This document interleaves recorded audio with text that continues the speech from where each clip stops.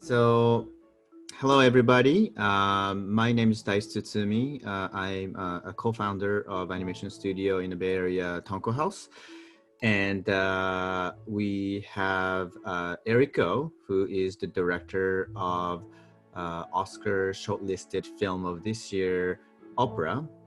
I have known Erick for quite some time. We've go way back since we were at Pixar, both of us working at Pixar. And Erick is an incredible independent filmmaker who happens to be working with us at this moment on the same project that I'm directing right now. But yeah, Erick, thank you so much for making time today to talk about opera. Yeah, thank you so much, Dice, for your time. This is a huge pleasure. Yeah. Yeah, so Erick and I met at Pixar. I don't remember exact what year, but I know that's the first year that you started at Pixar, right? So was it like a 2009 or 2010 or something like that? 10. Okay. Travels back in time that much.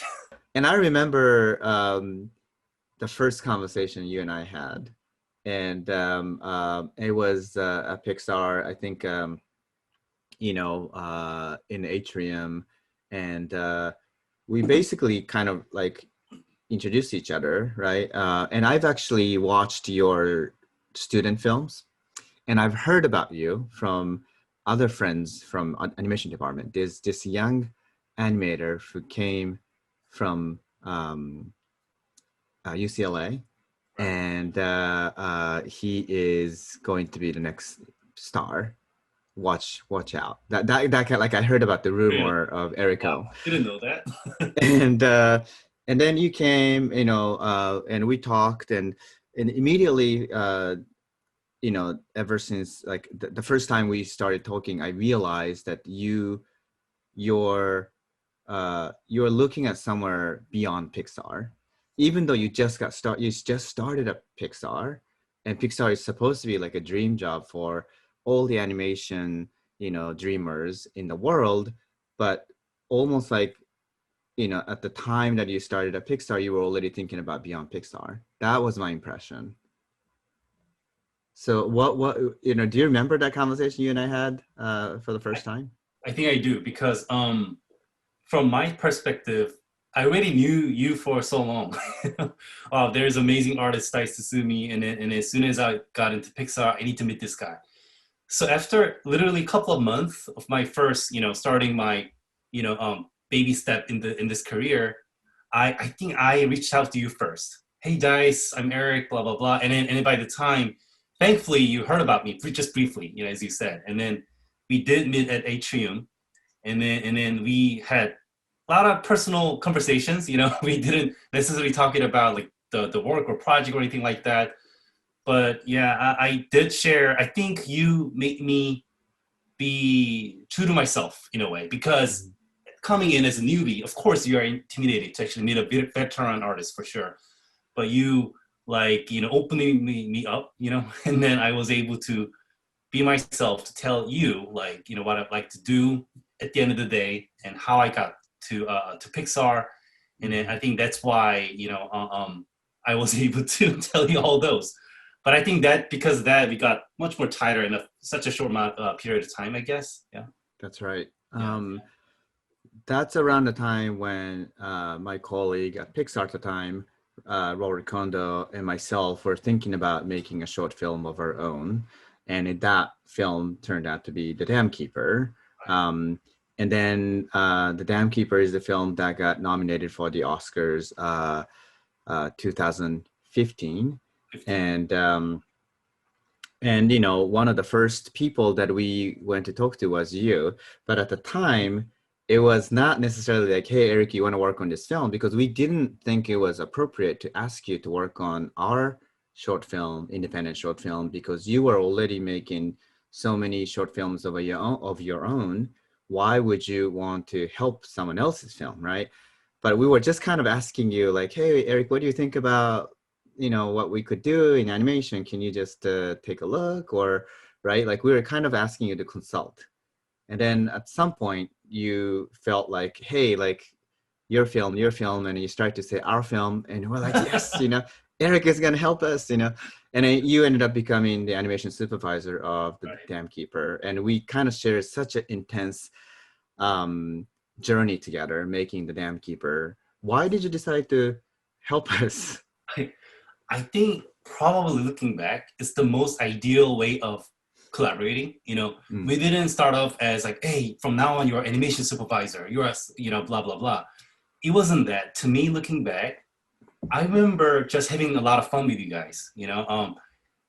I do remember the first day. I think we went to the sushi restaurant right across Pixar, and we were having a lunch together. And that's when you first introduced the story about Pig. And then you showed me all these drawings and things you're doing, and I got excited, like automatically, of course, without even thinking too much. Oh, let me just have this Pig move. How about that? How's that? And then at certain moment, I just realized that I'm having a really just good time with this character. Not only the character, but working with you guys. And then, wow, I mean, this is it. Like, this is something what I've been so craving for while working at a big mega, film at Pixar with a huge team, which is amazing experience as well. But at the same time, I was always hungry and thirsty for personal voice. And that is partially why I've been constantly making my personal shorts on sides. And the Dan Keeper was extension of my, of thirst and my vision over there. So it was so natural and smooth for me. So that that sort of a intense collaboration that we made the Dam Keeper together. We finished the production of Dam Keeper 2014, and that's when Robert and I left Pixar to start our new studio, Tonko House. And then soon after, a couple of years later, you joined us to make the Dam Keeper sequel, or actually it's technically a prequel. Cool, Dam Keeper Poems. It's a mini series for Hulu Japan, and you made, just like the title Poems, you made this really beautiful poetic Dam Keeper short series. Again, you were on the verge of becoming a star animator at Pixar, and you were already one of the star animators at Pixar. Why did you decide to leave such a great, probably the best job, well-paying, very secure job, to come to this super tiny independent studio, Tonko House? Just the scale and the degree difference there, but the same probably approach I took on working on the Dan Keeper, the short. I think even before joining Pixar, I kind of already knew that I wanted to tell my own story. And then I knew there are going to be tons of things, so such a valuable, priceless things I'm going to be learning at Pixar. But once there's a certain time come, I knew that I'm going to move forward, to find my own voice. Mm-hmm. And then everything aligned to me, yes, I know how things work, and then, yeah, I can see myself, I see a brighter, warm future inside in the roof of Pixar as an animator. But being an animator, that's like an actor in film, in the film language. But I think I love to be a storyteller instead of just staying as an actor. I think that's why I've been always searching for a right opportunity for me to actually pursue my actual long-term goal. Mm-hmm. And then in the right moment, the Dan Keeper series directing opportunity from you guys came to me. And then without any hesitation, I decided to take it. And then I felt like, there's no failure. If things go really bad, that's probably I just come back to, the Pixar Studios. But at that time, I thought, I had to do this.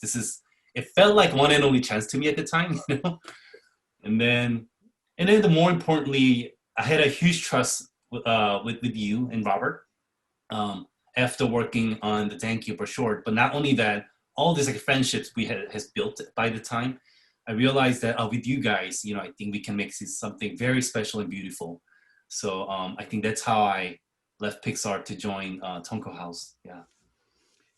I think there was no question from our end that it was your role in this business, in this industry, to be a storyteller, to tell your story, because while you were working at Pixar, while you're working on The Dam Keeper, the short, and the poems, or you always, I don't know how, but you always managed to create your own independent films on top of all the animation work at Pixar, on top of all the work that you were working with us. You made, I don't know how many short films on your own, on your spare time.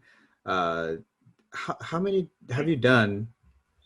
Like 10, Yeah, 11, something like it's that. Yes, yeah. that's one thing I always admired about you, Eric, because there's so many people, including myself. I'm not gonna lie. There's so many people in this business who just it's we talk about our dreams, right? We talk about what we want. That itself is not easy.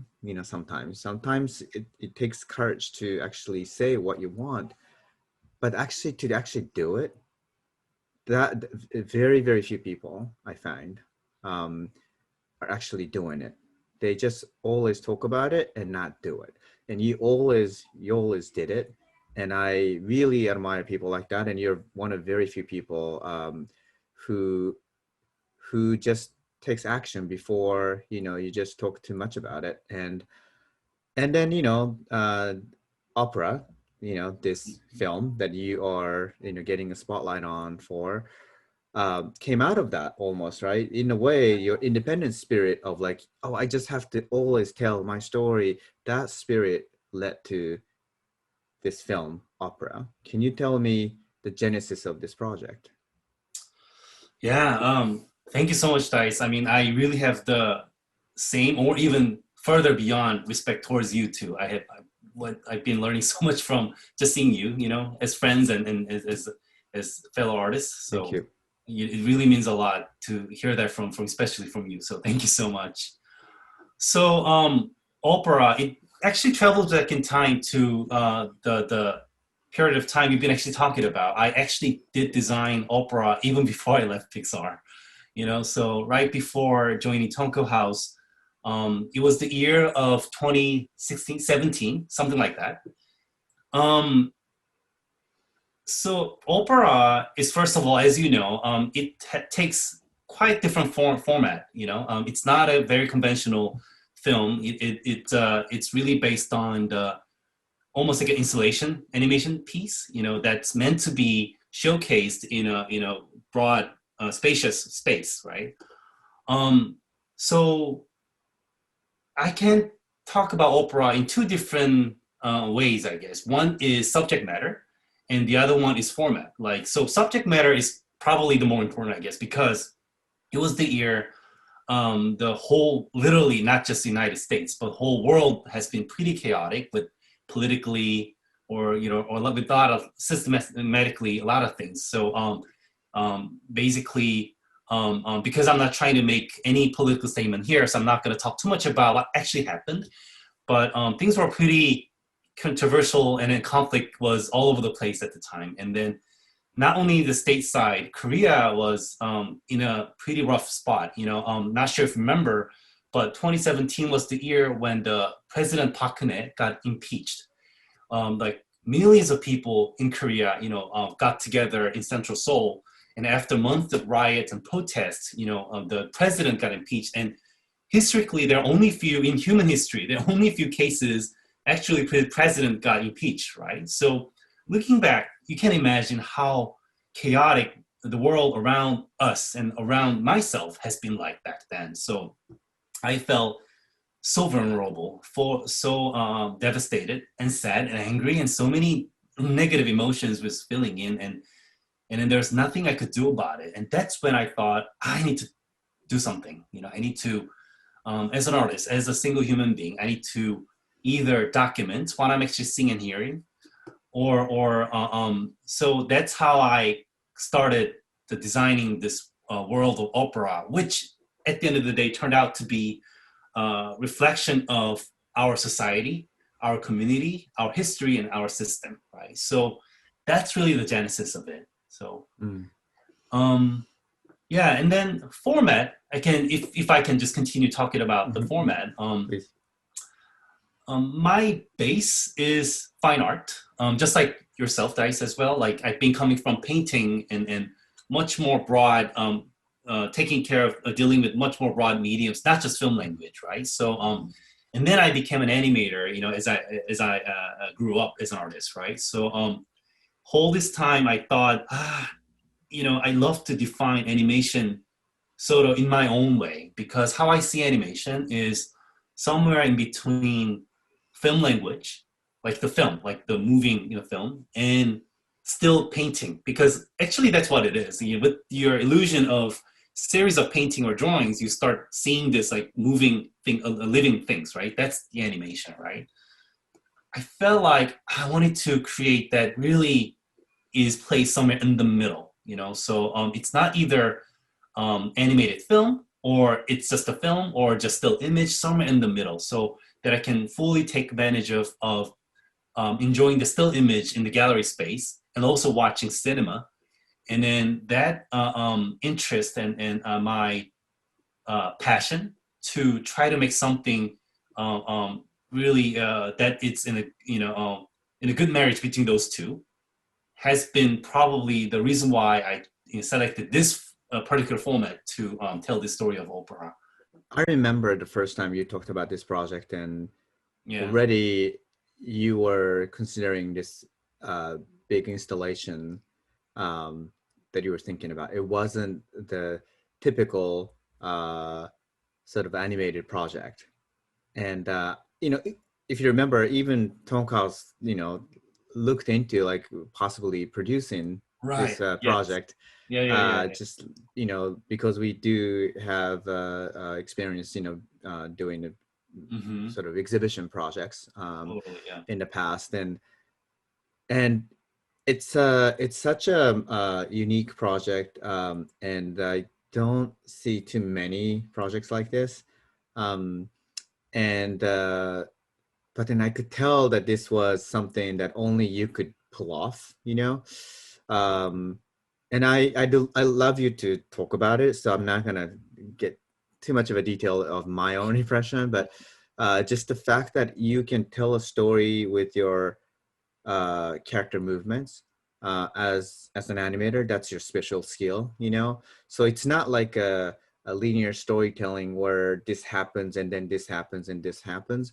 You were creating almost like this a cycle. Like I always think of like opera as like a vicious cycle of humanity, you know.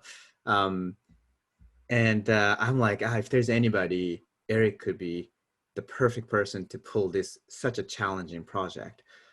You know, I get the concept that you just talked about, but how did you really get started on this? Like, where did you start? Very good question. You know what's interesting, Dice, is that, you know, the approach has been not too different from making conventional, more narrative-based film. I wrote a lot, of course. There are a lot of writings and thought process went in, and then immediately I came up with this triangular shape, because that's a very great representative form that showcase our humanity and system. I think I started from there. Okay, so let me just start telling my story and how I see the world. But what's interesting was I actually did my best to be objective. Of course, Mm. everything's being told through my own lens, you know, personal lens. And then in a way, I feel like opera may not be very personal piece. You know, that's how I see it, honestly. Of course, even though it's coming through my personal observation and filter. But what I tried to do was, you know, try to actually really make something that really touch upon a lot of people's heart. So that's why I studied a lot, observed our humanity a lot. Um, and then piece by piece, I started putting some segments and sections here and there. And the whole process was really like filmmaking.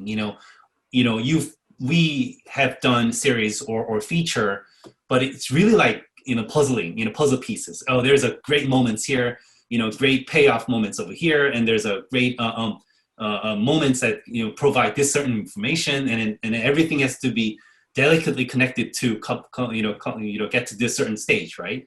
Opera wasn't too different from there. You know, okay, this happens over here. That's gonna, you know, influence, you know, make an impact on following consequences gonna like affect these certain areas, and I drew pieces over here and then over there, and then try different versions of it. So it was really that. So it took me a month to come up with the final. Okay, that's the opera. But that's when I remember even talking to you, even talking to Ronnie, the director of Inside Out, and Ronnie gave me great, personal insights of how he see the world and everything. And what was really excited me a lot was even with you or Robert or Trevor, or there are a couple of friends, good friends of us, who I actually shared the beginning drawings of the initial drawings of the opera. We were talking about life. We weren't really necessarily talking about, oh, it should be that way, it has to be animated that way. We were already talking about life and how our humanity is like. So, and then that all this conversation, became the really great ingredient and a source material for opera. Looking back, yeah. And then once you got sort of, once you solidify the concept and you got the basic storyline in place, especially with this sort of like installation idea in mind, what was your production process? Yeah, so it was a complete independent project. So 2/3 of the production happened without any money involved, believe it or not. So it was complete voluntarily collaboration out of love and passion with group of friends and great artists I admire. So you know with the post production, we were able to get small fundings to complete the piece. But again, the most of the production was happening, by group of friends, including myself, sacrificing our nights and weekends. But that was only possible because everyone really believed in this vision. They really truly thought that, yeah, this is gonna really say something. It will, raise the awareness and hopefully help us ask some important questions. So, every time I pitch certain, ideas of opera to animators or artists or painters, really thankfully, they heard the story and then, hey, Eric, I can spare my time to actually work on certain sections and all that. So, of course, it wasn't easy. I know that the Dan Keeper was just like that. The Dan Keeper, was definitely the main inspiration, but the level of the period of production, and then to me was a little more broader than the Dan Keeper. I think the Pyramid really took us about 4 years in total, and then I had a group of 3 complete different artists, complete this piece because, as I told you, I started designing this project even before I left Pixar. And then by the time I left Pixar, I had everything in the plan. Okay, this is the blueprint. This is the storyboard. This is the image. I just need to make it, But I had to stop there because that's when I started working on the Dankiver poems. So I put it on the hold, and then I'm just gonna work on the Dankiver poems. And as soon as we were done with the poems, I went back to opera. So, and then that's when I coordinated a whole new group of artists and animators to start production, basically. So, and then so Hikari or Toshi, those artists were all part of the group, and then they really contributed, small or big, to really make this happen. And I'm just thankful. And then again, in the middle, I had to stop, put another hold, for other personal priorities. And then finally, I had a final group of artists, to take it to the finish line. And yeah, so that's the super short summary of a long marathon, like 4 years of journey. Yeah. What a journey. You guys must be so proud. Obviously, because of the COVID-19 situation, you originally had planned to exhibit the way originally you were intending this film to be seen. But what's interesting is, like, while I think, the world is eagerly waiting for this piece to be shown on this giant screen so you can kind of see the loops of all these again vicious cycle of life, humanity, which I'm really looking forward to. But instead, you created this theatrical version. Mm-hmm. When did you decide to make a theatrical version? Was it always the plan, or were you not? Did it come out of um, the situation you were in with the COVID-19? It wasn't in our plan at all. Until the last minute, we only had the exhibition version, which is without any camera movement.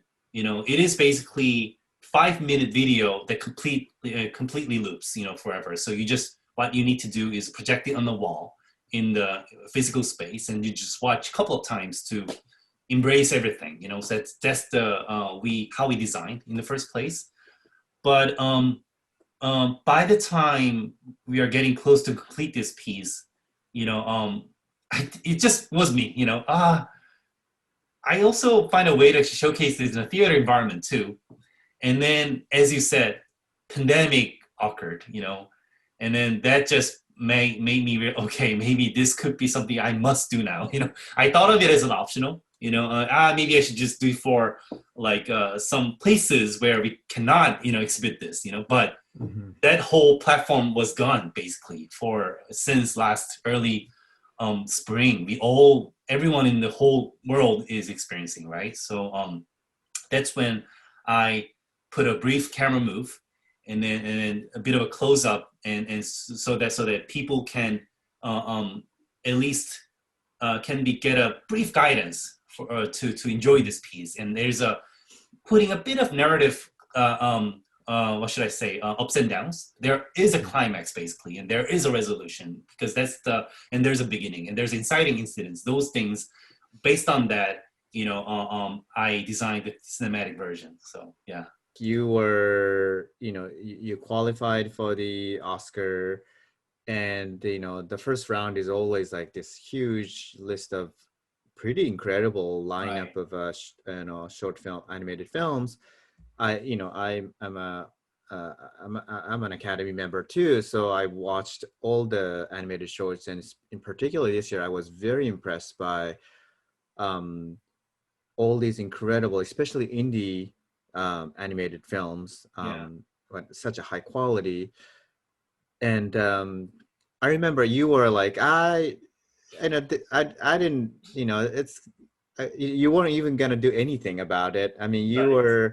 you were like, you were busy. You've been working with us on another project, and uh, I was like almost pushing you. Hey, Eric, I think you should promote. You should start promoting because I think your film is really good. Like it stands out even among all these qualified films. And especially, this year we had many like big studio supported films, short films in the mix. But I did not think other independent films were any less than big studio shorts. I think just in nowadays, independent films are getting higher and higher quality, and people are more encouraged and supported to tell their own stories. So I'm very excited about that. But even within that whole group, I thought opera stood out, and you know despite the fact that you still didn't do too much. You just kind of did the social media, and you did some screenings here and there, but now you got shortlisted. How do you feel about that? It still feels unreal. It's pretty mind-blowing achievement for sure. I mean, as you said, because of those reasons, I knew that there are so many amazing films out there, and then both independent films, and also there were like 5 shorts came out from Pixar, and then there are 3 from Netflix, and then on top of that, as we've been discussing, opera has its own format. It's not really not what should I say? Not typical, but not very conventional, right? So I thought, I'm not sure if it really fits. I'm not sure if it's going to really get recognized by Academy members because, looking back, the trajectory of like what films actually win, or get nominated, it's been rare case to have a film that has different like format or structure. Most of them is very in the narrative format, or something that's very true to storytelling perspective, right? So because of those reasons, I thought, yeah, I mean, it's great that it's got qualified and it's now being reviewed by Academy members now, but I don't think it has a shot. I don't think, and I don't even have a publicist. I don't even have a big team behind me. Like I know that Pixar has been promoting this like for a month now, and then it's on Disney Plus, and there are Netflix shorts, and then Opera is nothing, compared to those. So that's why even before the voting starts, I didn't do anything. But yes, Dice, you told me that, hey, actually, you should like do something over there because maybe it has a shot. So okay, maybe, so I started posting some images and some of my personal thoughts about this, in my own social media like Instagram or Facebook. And then actually magically, that's when group of my friends start responding. Wow, actually, Eric, we just saw it through you from your the film festivals, the screenings, and that's when I visited Pixar and Disney. To actually share it with our group of friends, because until that moment, I didn't really do that. I was honestly waiting for a moment to actually ta-da in the exhibition place, because that's our ultimate goal. So I was waiting because, hey guys, wait, there's gonna be a more better chance for me to share this. That was why I didn't even go to Pixar until then. And then maybe at this point, I can actually, I don't think a pandemic will be gone after a year or two. So maybe I should just share this cinematic version of Opera with close friends and really started there. And then Pixar, Disney, and then like people start reaching out to me, artists I admire or friends starting, sharing, and then it just went kind of viral in this animation community. And after really only a few weeks, the voting started, and then this happened. So it just still pretty mind blowing. And then I I was so really still don't happy. know how this happened. Yeah, Yeah, it was so exciting at Tonko House. Everybody was so excited. yeah, I yeah. know how hard it is to even get to this moment, and as you said it, the films with the studio backing, it just literally has a way to reach out to the millions of people through their platforms, or or even ads. Like if you go to any of the animation publications, there are a lot of ads, of those films backed by big studios, like Right. Pixar. And there's nothing wrong with it. I think that's really great. But of course, it's really difficult for independent filmmakers to compete to have the fair sort of exposure. And the fact that you were still recognized, I really, um, I do really think, your film spoke to people at the deeper level. And because opera has such a point of view, I mean, you said it's objective sort of view, your objective view of the world, but at the same time, it is your strong point of view. And I think to me, that's why people responded. It really got me excited in so many levels, not just because, you're my friend and you got recognized for your work, but also the fact that the voters responded to a film like Opera really got me excited about, the future of animation. Now, I'm curious, Eric, now, of course you are, whether the film is nominated or not, you'll find out in a few weeks. And obviously that's a nerve-wracking, period you have to wait for. Or if you remember when we were in that process with the Dam Keeper, but then what do you expect from this experience? Um,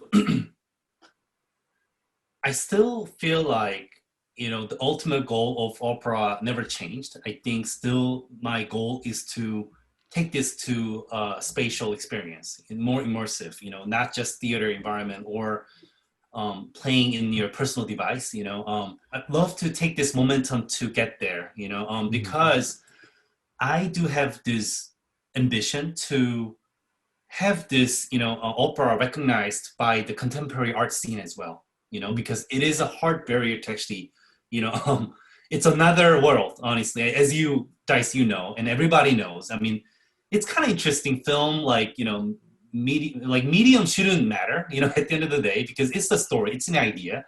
But the reality is there are invisible walls in between those mediums, scenes, right? So I remember that, while as soon as we got this opera done, like we had exhibition version and the cinematic version too. Cinematic version were being introduced in the film festivals, and then we try really hard to actually knock on the museum doors too. But Mhm. it's kind of not fair to actually see that they didn't really actually listen, because they were all the whole art industry is struggling because of pandemic, right? So Mhm. they were like, hey, let's see, like, yeah, it's a great piece, but but there were also some experience we had that they really don't see I felt personally, oh, they don't really see the value. They think still it's a cartoon, or it's like a game graphic. Oh, it's very still animation. It's too animation or popish to come to the animation world, I mean the art world, and that kind of like made me a little sad, So again, that's my really ultimate goal. Like, if whatever we achieve through this Oscar experience, if that really opens people's heart, how they view certain mediums, animation, film, cinema, or art, or contemporary paint, I love those things to be blurred, and even said it out loud too. In Academy was able to recognize this piece as in an animation. That's, I think so too. Even if this wasn't my film, if something like this gets recognized by Academy, it will just give me a bit of hope too, right? So That's incredible. I'm really impressed, that you're, it's not like, oh my God, I just want to get nominated and go to the Oscars, but you are actually thinking about something well beyond that. Just like when I first met you at Pixar, you were already thinking about beyond Pixar, and you just never changed that way, Eric. And I just really admire you for that. You are trying to break the wall, and I think it's so true. We need to break the wall in so many ways, so many areas of the society, and if our work can help influence that change, I think that means so much more than the word yeah, itself, right? So best of luck, Eric. I'm so excited, and hopefully, you know, this will be, no matter what the outcome is, your experience will give you, hopefully get closer to your dreams and your conviction. thank you. Yeah. Thank you very much, Eric.